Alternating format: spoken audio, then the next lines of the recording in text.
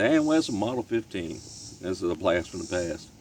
This is probably the third handgun I ever bought in my life. So I've had this gun probably close to 30 years now.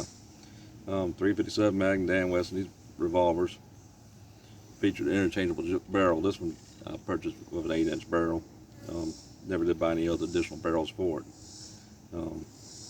Bought this thing, like I said, back in the 1990s. It was used then from a local gun shop. I think they had $249 on it, and I was able to purchase it for $179. It's been a good revolver. It's a really good revolver. It's 357 Magnum. Like I said, it's very accurate. Dan Wesson was a unique revolver. They featured a release mechanism forward of the crane, which made this one of the strongest revolvers built. Probably the strongest double action revolver style built. Notice there's no side plate on it. Another thing to strengthen the frame on this thing. Much heavier frame, heavier duty frame than even a Smith Wesson or a Colt.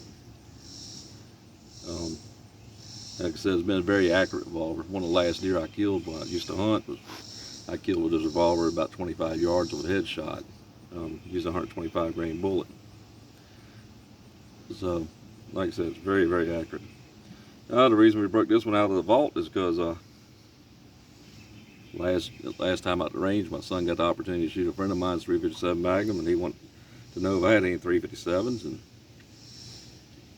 I said yes I do. And this is one of the 357s that, like I said, I purchased a long time ago. We'll be taking this thing out hopefully this coming Friday and do a little shooting. Don't have a lot of 357 revolvers, but of the 4 or 5 I got, this is one of them. And like I said, it's been a very good gun. Well built. Fortunately, Dan Wesson, they struggled through the years.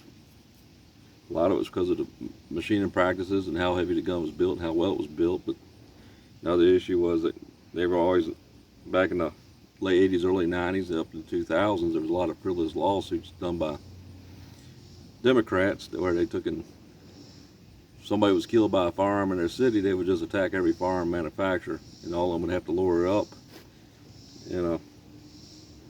They just dumped millions of dollars into lawyers, and it drove a lot of gun manufacturers in the late 80s into the early 2000s out of business. It looks like with the Supreme Court ruling on that, that's going to become a practice again, that gun manufacturers are going to continue to take the struggle to produce firearms. Like I said, looking forward to shooting this revolver again. Like I said, it's been a long time.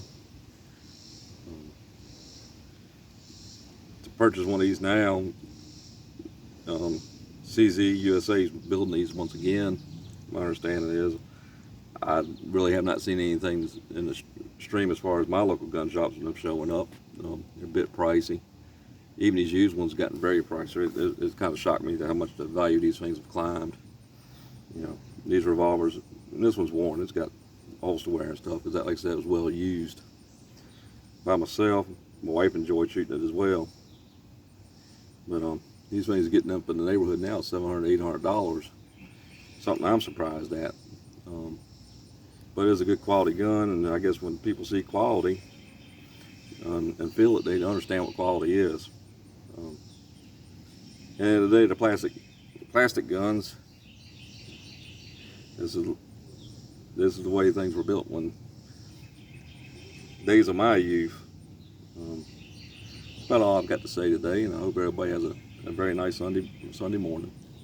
Thank you.